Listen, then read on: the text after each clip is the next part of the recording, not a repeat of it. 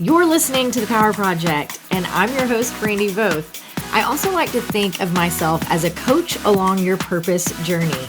I'm a social entrepreneur passionate about helping you realize your call on your life. And I have this crazy belief that together we're all better and that we can just lift each other up, which is exactly why I've created this platform. It's my goal each week to help you at home realize your own gifts, discover wisdom, and then take action to go reach those in need. I can't wait to walk alongside this journey of purpose with you as we discover what it is exactly that you've been called to do. And now, without further ado, let's jump right in, shall we? Welcome back to The Power Project. I'm your host, Brandi Voth, and I'm here today with a return guest, Elisabeth Jordan of The Human Impact. Elisabeth and I first sat down. You may recognize the name. We replayed this episode just a few weeks ago. We first sat down back in January of 2020, and we were able to discuss all the dreams and hopes for the future and utopian ideas that we had about the year 2020 when we sat down. It was one of my favorite interviews, and we had some really great response to that episode. So we just wanted to bring Elisabeth back. If you guys want to listen to that episode, you can go back to episode number 70, or I think 3 episodes ago, we replayed this. And so you can just hear where Elisabeth got her start, how the human impact came to be.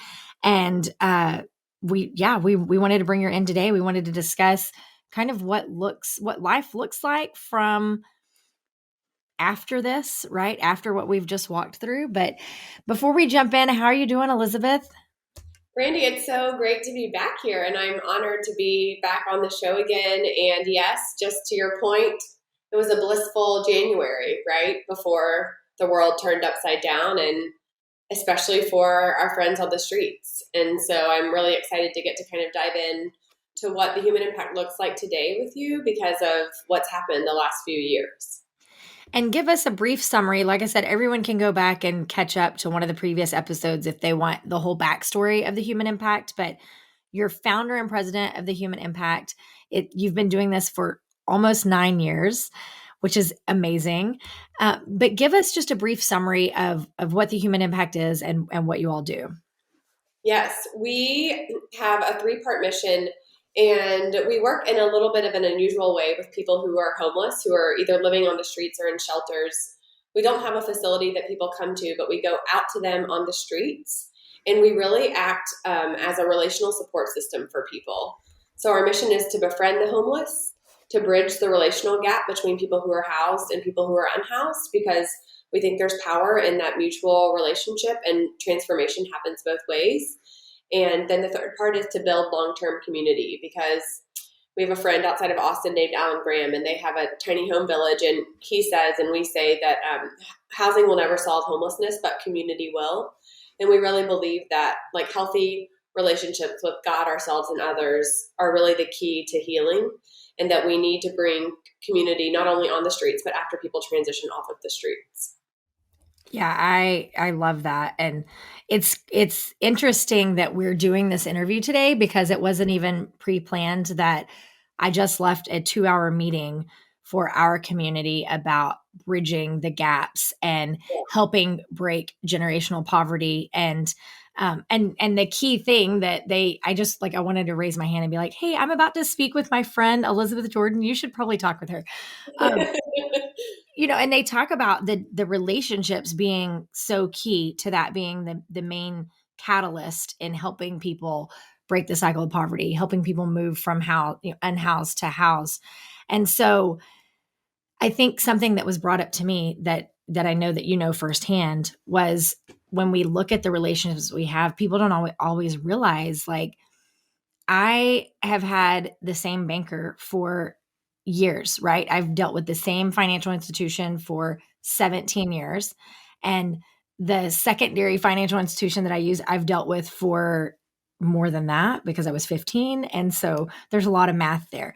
But we have these, we have these relationships. Yeah, just a little bit of math.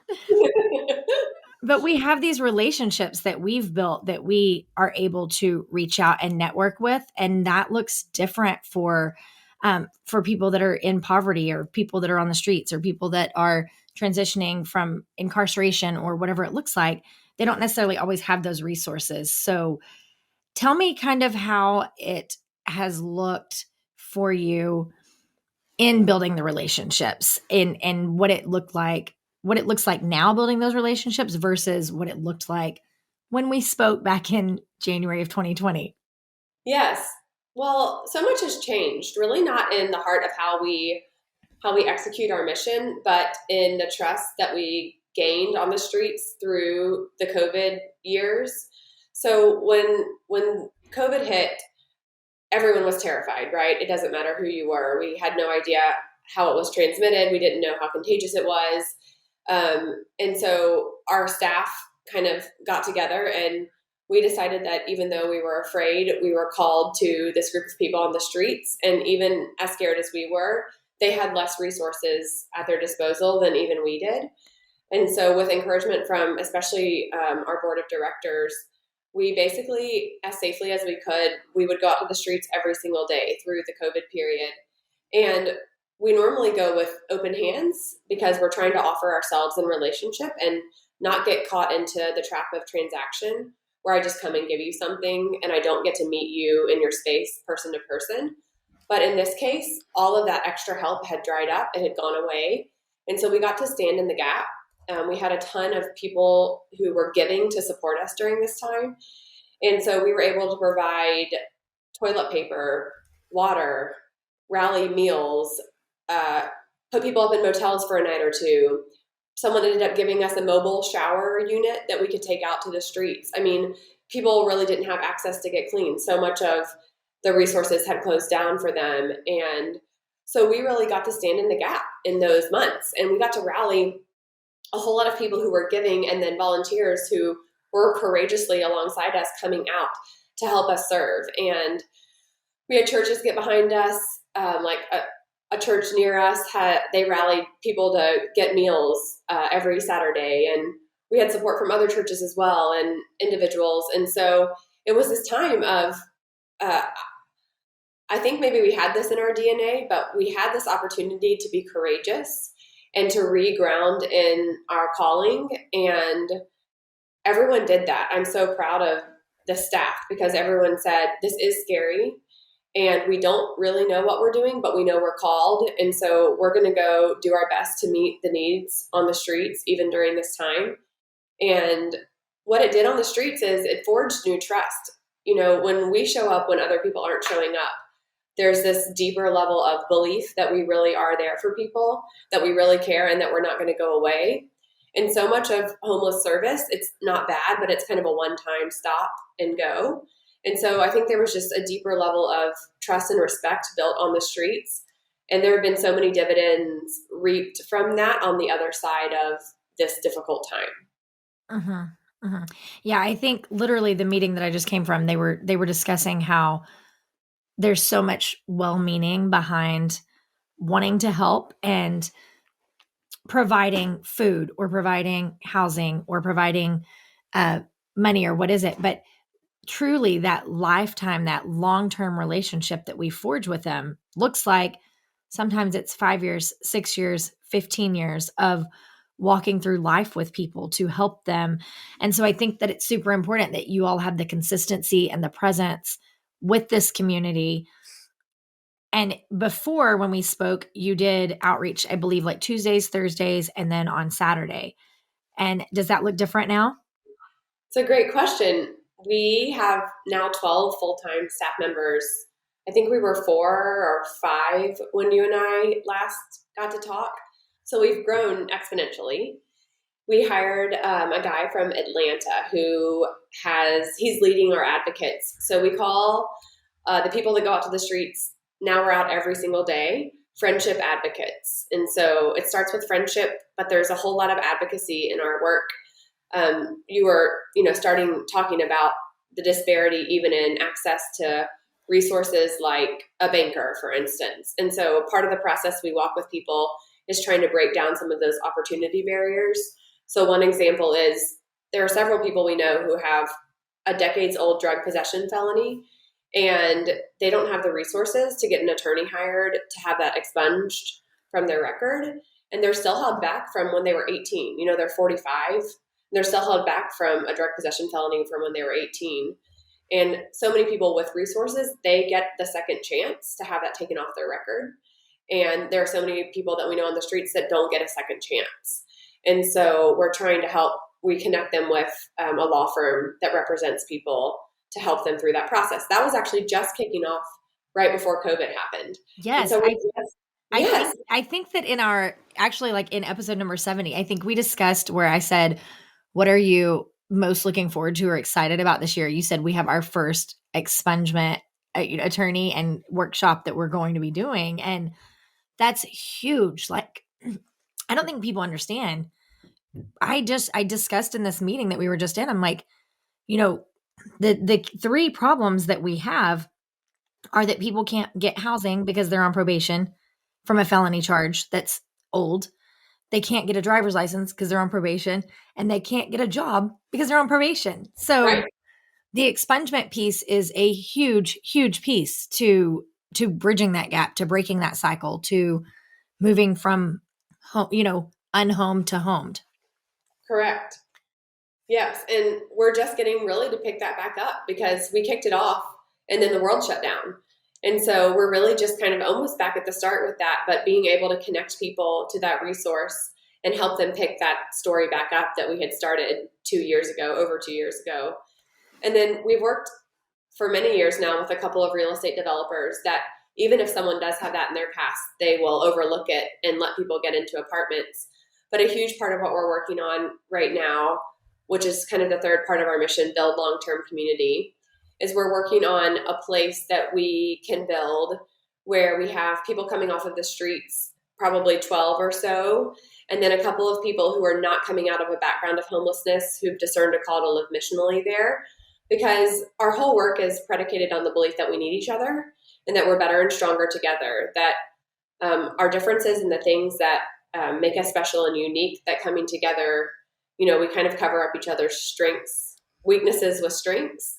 And so we're trying to create a housing space where it's not just one person is placed in an apartment across the city, but where people are concentrated into the same space.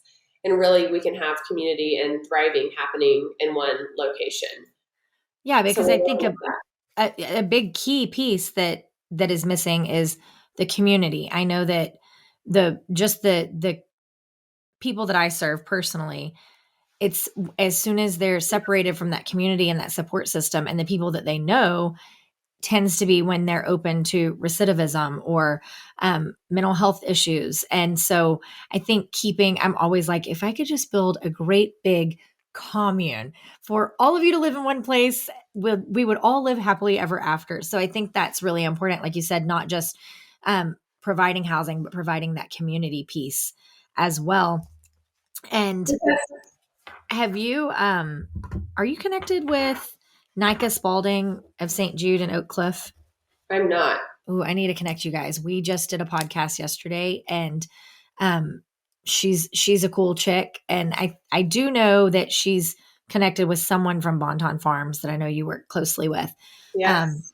And so she's really has the same type of heart and passion for all of this. So I think she would be really excited to hear about this, this next phase of what you're looking towards. So tell me. Back to what you were saying. So I think, for the people listening who do have supportive family or friendships, who do have those, when it's the water you swim in, when you have supportive relationships, when you have people who walk with you when things are hard and when things are good, it's sort of hard to imagine life without that. But I like to ask people to imagine going through not just good things, but difficult things and not having anyone in your corner to support you. And relationships, that community really is the glue that holds us together.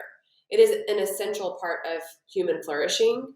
And so when someone leaves the streets, like, we always stick with them because of what we've been talking about, which is otherwise people end up right back out on the streets, or they may choose it because they may be in an apartment with a roof over their head, but their family is out on the streets, their street family that's been forged through the toughest time, and they would rather be with people than they would be lonely with a roof over their head.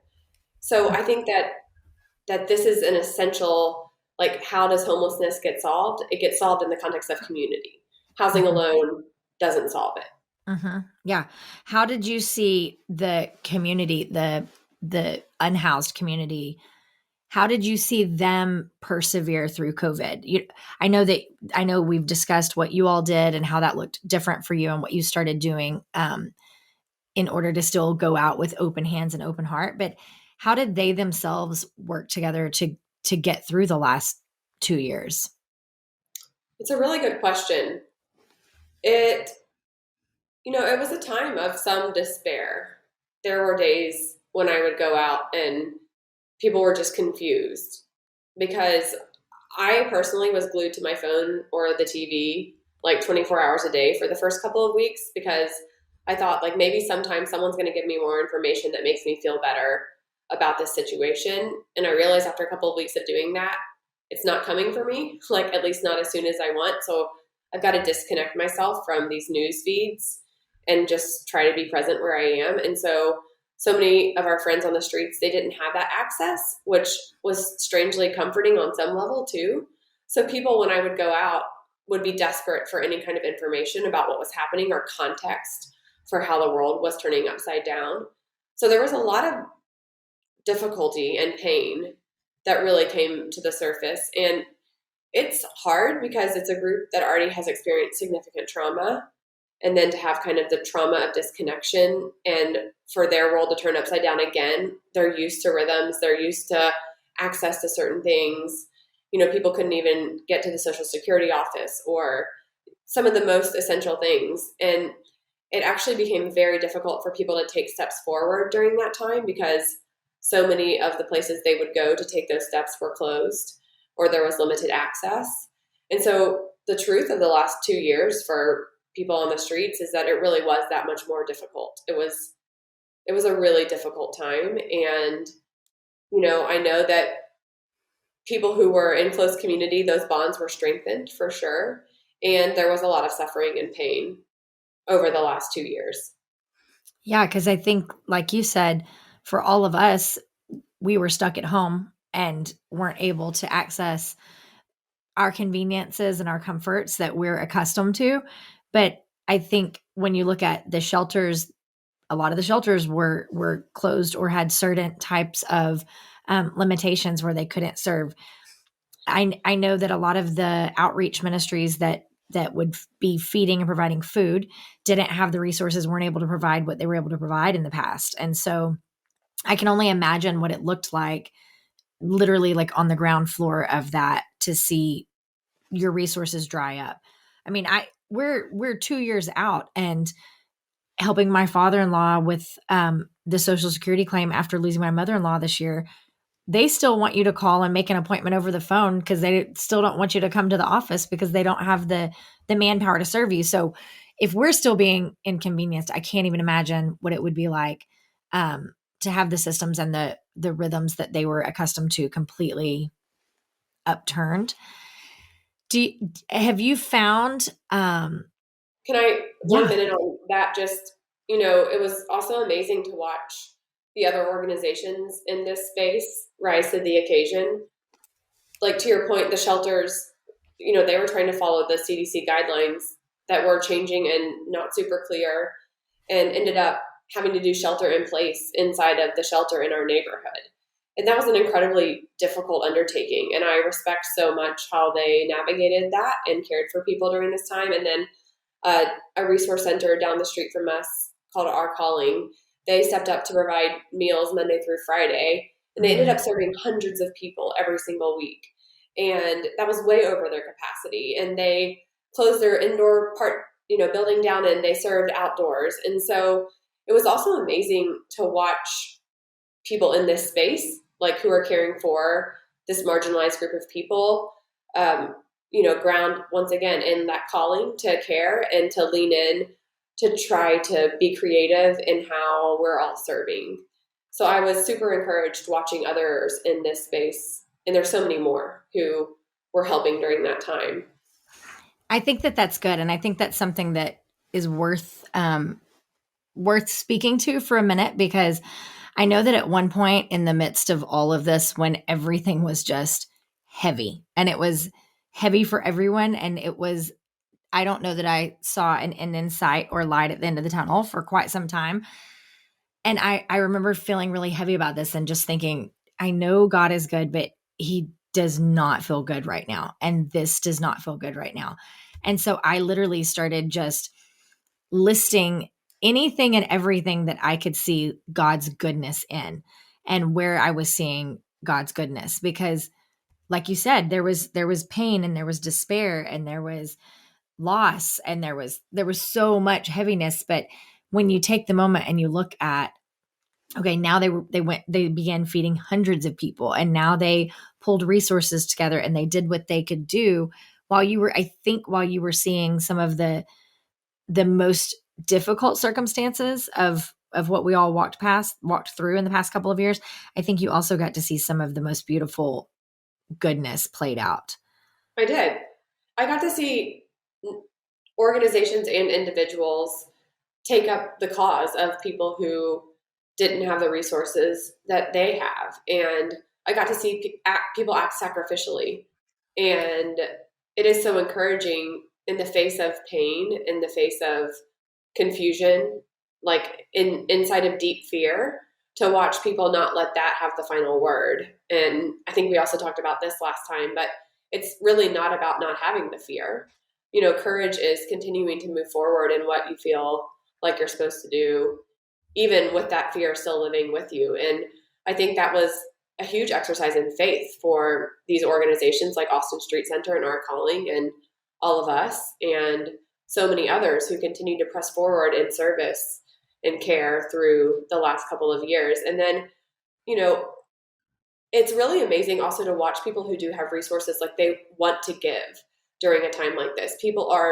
Their hearts go out to people, even in the midst of their own fear, to those that don't have the same resources. And so we saw unprecedented giving too in that time, like financial giving, but also giving of time. And, the people that maybe didn't have a compromised immune system and felt like that they could take the risk to come out with us with a mask, they did come and they helped serve with us. And so we would hit all these different locations with meals on Saturdays and Sundays, because no one was serving big food during that time. And, our mission really is, it's kind of a stand in the gap mission. And the reason we were even formed is I kept hearing this relational need, that people needed someone to walk with them through homelessness so that they weren't alone. And I noticed that no one was filling the gap. And in this space, filling the gap looked like coming alongside the bigger organizations, and then also kind of filling the gap on weekends when meals weren't being provided. And so it was exciting too in that way to get to step into those spaces. How do you think that you and the human impact are changed for the better from the last couple of years? I think I do. I really do believe that who we are today and where we're headed, that all those seeds had been planted. But I think that they got like extra water or something, and they just sprouted up. And so I believe that we are a courageous organization. Like, I believe that we kind of grew into ourselves. And I know now what we do in tough times, right? Like, I know that we respond courageously. I know that we step up to the task. I know that we continue serving the people that we're called to, kind of come what may. And I think we need that kind of tenacity in this space because of what a difficult issue we're dealing with, what a difficult issue we're confronting. And our approach is so personalized to different people. That's another thing I've really come away with in this time is I think a lot of times we think about the big problem of homelessness and we wonder why it's not getting sort of solved. And I would say particularly for the 500 long-term homeless that we're serving, it's because each person is an individual person, and there isn't a one-stop solution for each person's particular problems or issues. And so to me, to really care for this group of people, you have to have personalized solutions. There has to be a relational touch or we're just going to continue to place people in homes and not really get to the root of why people are on the streets in the first place. And so I think we've been able to see how important that is through this time and helping people build their own plan towards the future that they hope. I think that's good. And I think that's super important because the big picture can become overwhelming, and we can sit in meetings and we can think, I don't even have a clue how we solve this. And I can't go out and end homelessness today, just like you can't go out and end homelessness today, but both of us can go out and be a friend and build a relationship with someone. And we dove straight into the bones of what you've walked through the last couple of years, and what the human impact looks like today versus beforehand. But in revolving around all of this is that you are a wife and a mama, and you have 3 babies, one of which you had a COVID baby. I did. So tell me, how have you how have you navigated the babies and the human impact all in this time? And I'm not asking how do you have an organization and be a mom, because I don't run around asking dads how they do that. But I'm just asking how you've I know that you've merged those relationships really well. So if you could just share with us a bit of what that looks like and how that's worked for you. Yes. And, I love the question, and nothing against dads, but I still think, a lot of times, especially with the little ones, moms end up carrying a lot of the weight. And my husband is amazing, and we share so much. And also, still, like, my heart wants to be with them and be kind of in the day to day. And at the same time, the human impact has become a thing. And so there were a lot of times in those early days where I just would talk to God and be like, this was really bad timing. Like, like it was really bad timing to kind of be building our family at the same time as I'm building an organization. And what has been so sweet is I've seen how much of God's grace has come to me and to our family and also to the organization because of the timing. And I'm going to tell you the thing that I think has risen to the top the most, which is because of pregnancy and newborn life, I have had to step away. And it doesn't mean that I am not still present, but I can't be present in the same way when I'm in the later stages of pregnancy and when I have a little tiny one. And it's required me to come up really hard against my limits. And I think, I think it's probably pretty typical of founders, but we have a million ideas and we want to run past our limits, and we want everyone to come with us. And then it ends up getting really frenzied, right? And so what's happened is I've had to come up against my physical limits, which has brought me against my emotional limits. And we have been able to craft an organization that honors limits as part of God's design. Instead of always fighting against them, to understand that God is creator, he is limitless, and he chose to make us limited humans. And so we really actually live into that truth and reality. And in some ways, we're putting into practice, we help people a lot, and it can be easy to get a savior complex or mentality going. And so we actually have built in really intentional practices to try to help us remember that we're not in charge of saving anybody. Like, that's God's job. We're just there to try to be present and to love people the best that we can. But really, like, it's his work, and he invites us into it, but he doesn't need us. And because of the timing of having kids while this work has been formed, I just think that's been one of the greatest gifts, both to me and to the organization. And as we've grown, I've heard it reflected back a lot. So one thing is everyone has to take a quarterly week off. Like, you have to take a Saturday to Sunday. You're not allowed to come in. You can't communicate. You can communicate, but really you have to take time off. And for me, it is a time of, no matter how much I've been doing, of remembering, like, I'm a limited person. It's okay. There's a team around me. Other people can handle this.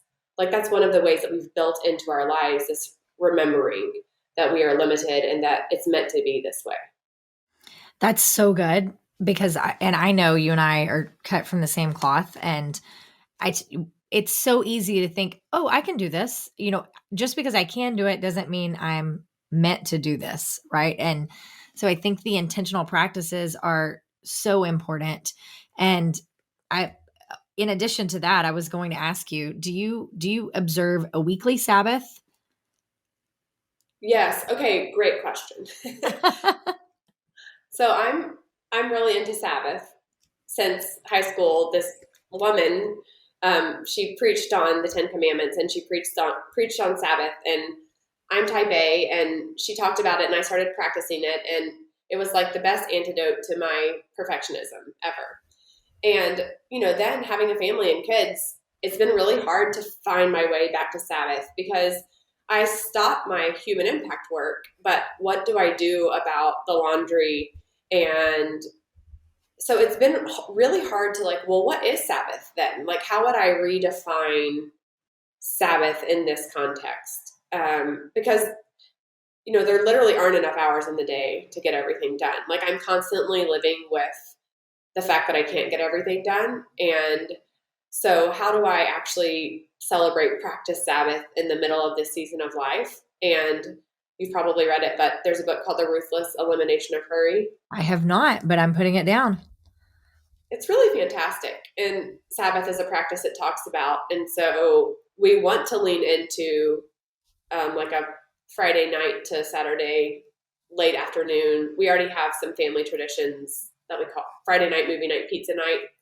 And so we would love to lean into what that looks like together as a family.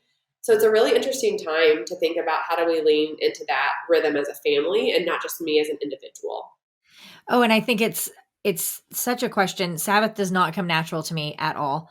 And I can justify that I'm Sabbathing when I'm totally not, because like, like you said, I can be like, well, I'm not going to work.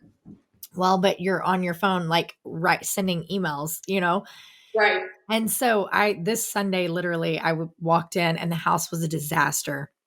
And I was like, I just need a nap. I was tired. It'd been a long weekend.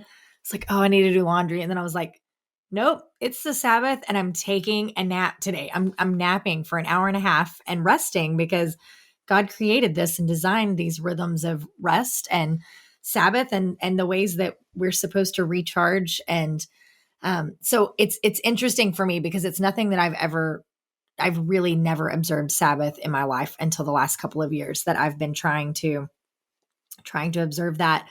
And I sent a message. A friend sent me something on Sunday about work. And I said, don't you know it's the Sabbath? And she says, well, I'm also on the couch eating a ham sandwich. I don't think that's allowed either, but thank goodness for Jesus. But I do think it's really important, like you said, to lean into what does that look like as a family, and not in a legalistic manner, but in a way that we prepare our hearts and our minds for what Jesus has in store for us next when we're able to calm ourselves and draw a little closer to him. So I like that you have the intentional practices, not only in your personal life, but also in your organization, to be able to recognize our limits and be able to grow, because that's one of the biggest things that we see in nonprofit space and ministry is burnout, because people don't recognize limits. And like you said, they get the savior mentality and want to save everyone. And then we're running full speed ahead into brick walls and people are falling to the wayside and we get tired and exhausted. That's when it becomes exponentially more hard, more difficult. Yeah, I've said people will leave the human impact for a lot of different reasons, right? But the reason I don't want anyone to ever come to me and say they're leaving because of burnout. Because if that happens, then we're not doing something right. And I don't mean that that's easy, because there still is a whole lot of work to get done. But part of the way that we cultivate a culture of Sabbath or rest or respecting or honoring our limits is by actually actively having these conversations. Like, you're caring too much. You're working late too much. What does it look like to pull back? What do you need to hand off to someone else? What can pause for the next month? So these are very real-time conversations. It's not like a one-time, we're doing it this way. it's kind of an ongoing conversation, and there's accountability kind of in the different peer relationships within the organization. And one of the other huge gains over the last couple of years has been I got to hire a director of operations. And so he's been a really good partner for me because I'm vision and a lot of strategy, and he's really like strategy and implementation.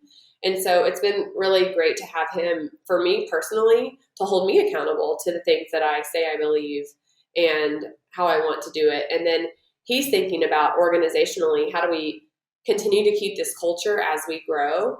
Because we have really amazing growth plans. Like we have a 5-year strategic plan and budget, and we've never had that before. And so he's thinking about, though, how do we grow in a way that enables us to keep this culture that really takes care of people. Like one of the other things we do is we provide a monthly stipend for people to go to counseling.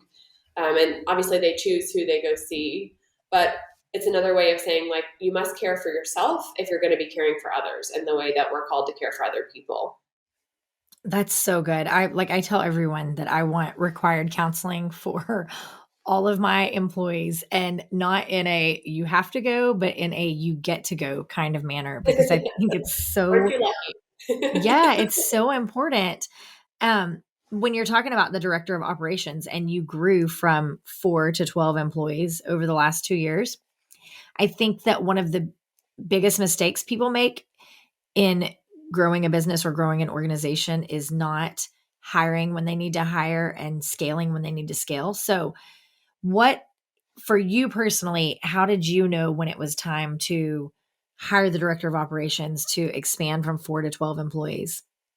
That's a good question. I would say I had wanted, okay, so I know that I'm a visionary and I see my weaknesses, and I have for a long time. Like, I have a whole lot of ideas, and I've had a really great board that has helped keep me on track. But if they hadn't, we would have started like 7 new missions in the last several years. And so I really saw, like, I'm not great at building budgets, I'm not great at like implementation or planning. And I knew that I needed someone to come alongside me in that, but it just wasn't the right time. And Brad is the man that I hired. He's our director of operations. And he was in this period, we were friends, not great friends yet, but he was in this period of discernment in what he was supposed to do next. And we ended up just connecting. And it was really this sort of God ordained like door opening of his vision and heart and experience and mine are very complementary. And we have the same heart for people, but we really have different skills and expertise. And so when I was on maternity leave this last time, this early fall, Brad took the vision that I had laid out, and actually he's the one that put the strategy and implementation behind the vision.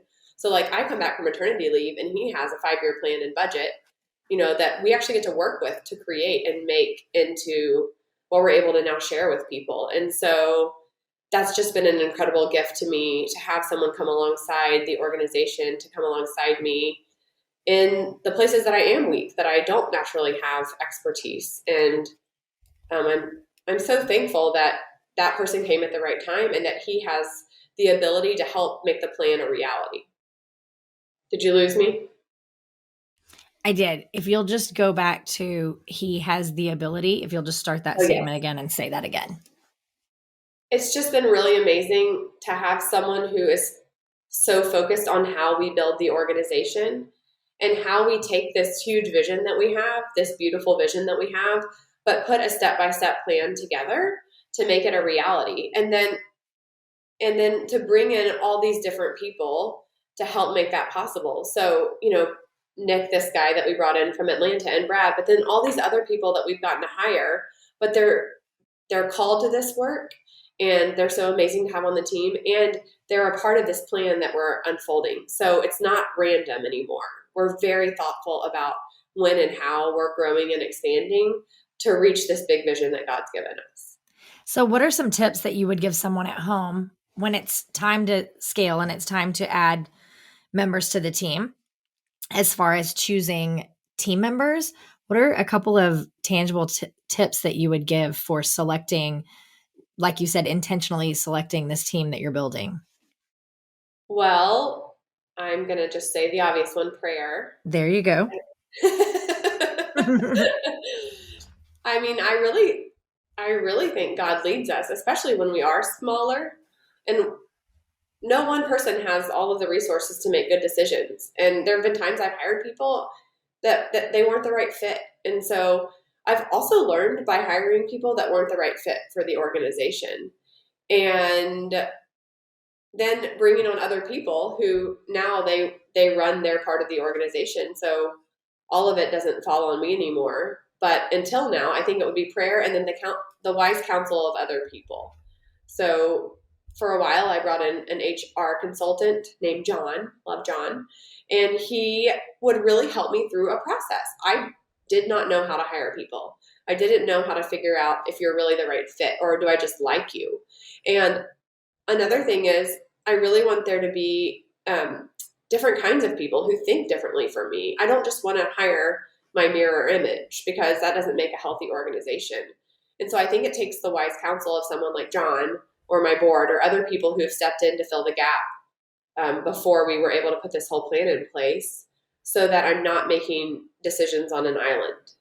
Yeah, I think those are good. So before we wrap up today, you've talked about your 5-year plan that you guys have laid out. I'm not asking you to spill all the beans for us, but if you could share with us a little bit of what the future has to hold for the human impact and what you're really excited to build moving forward, we'd love to hear whatever it is that you want to share. Sure. I'd love to share.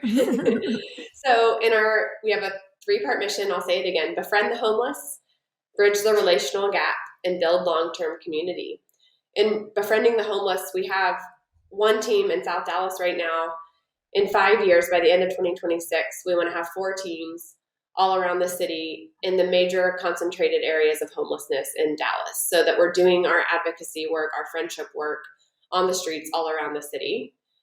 We want to continue to bridge the relational gap. And what that looks like is literally building a way, like a clear way that students and families and adults can get involved. And so we've always invited people to the streets, but we've created something called Little Human Impact, where parents and kids can come out to the streets. We most recently brought on Easter baskets, and it is so incredible to watch kids walk up to someone who's homeless. Like a kid walk up to one of my friends and try to give him an Easter basket. At first he said no, and the kid just kept going and handed him the Easter basket. And he broke into a huge smile. It's really hard to tell a 3-year-old no, turns out. Yeah. And so it's amazing to watch the kids disarm our friends on the streets. And then their joy comes from the kids being out there with them. So like Little Human Impact's one way. We're right now working with 3 high schools. We have 2 intern programs, kids that come out once a week to be with us on the streets. And then we have 1 high school that has a club and a volunteer group that comes out once a month with us. But we want to be in 20 schools by the end of 2026 across the city. And then the third is building long-term community. We want to have 1 community on a multifamily lot, about 16 places with 12 people from the streets and 3 or 4 people who are living there missionally. And then we want to have that same missional presence plugged in some other community contexts, like a village, for instance. So those are our big plans around our mission. And then the final thing that we really are working intentionally on is to be a part of changing the national conversation on homelessness, to really break down for people so many of the stereotypes and to help people understand that the homeless are human people. And that is the most simple thing I could ever say, but it is actually a mental shift. So we would really like to help people change the way they think about and see the homeless, and therefore the way that they treat them. That's so good. So good. The mental shift is super necessary if we're going to see the change that we really want to see. It starts with how we think. It does. It starts with how you think. It starts with how you think, how you've thought, how those before you have thought, and hopefully how we can change how our children think in the future. Tell everyone. Sorry, one last little. Some of the student interns that have come out with us, we had their parents here today, and their parents were telling us how much being on the streets has impacted their kids. And their kids are telling them, like, don't think about the homeless this way. It's actually not that easy to go get a job at a fast food restaurant. Have you thought about transportation? Have you thought about all of these things? So these students who are seniors who are now going to go off around the country to different schools, they're going to carry this message forward with them. And so it's really incredible to think about this next generation as young people having a different way of thinking and how they might impact the communities around them. Oh, that's so good. Like that gets me excited. That right there makes me just feel like, yes, like that's what it's all about. Where can everyone connect with you guys at? So we're on Instagram and Facebook and all the other new little things that I don't know about. So we're The Human Impact, all one word. All right. And how can we, the audience, myself, support you guys through prayer? What would you like us to be praying about this year? That's a great question. I think continued wisdom and creativity in building that bridge, because that's what we're working most focused on this year. And that's kind of the new part of our work that we're focused on. That's good stuff. I like it. I'm jotting down notes left and right. It's been a great episode. I love every single time chatting with you. I wish we were in person today. And if anyone listening wants to join you all for outreach, how would they go about doing that? Yes, they can email Trish at thehumanimpact.org, TRISH at thehumanimpact.org. She's coordinating all of that right now. And so we would love to have any and everyone come out with us. I encourage everyone to go. It's a great opportunity. It really is a unique experience. And I've been telling you for a while, I have a whole group of girls that want me to bring them down there to come see what you guys do and check it out. So we need to get together sometime soon and make that happen.